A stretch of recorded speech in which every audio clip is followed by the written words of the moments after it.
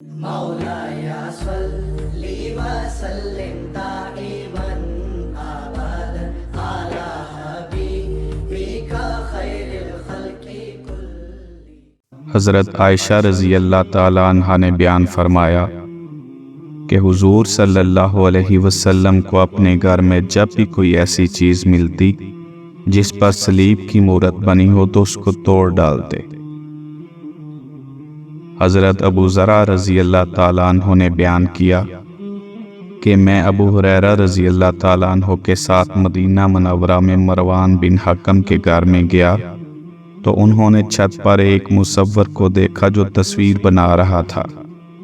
انہوں نے کہا کہ میں نے رسول اللہ صلی اللہ علیہ وسلم سے سنا ہے کہ نبی کریم صلی اللہ علیہ وسلم نے فرمایا کہ اللہ تعالیٰ فرماتا ہے کہ اس شخص سے بڑھ کر ظالم کون ہوگا جو میری مخلوق کی طرح پیدا کرنے چلا ہے۔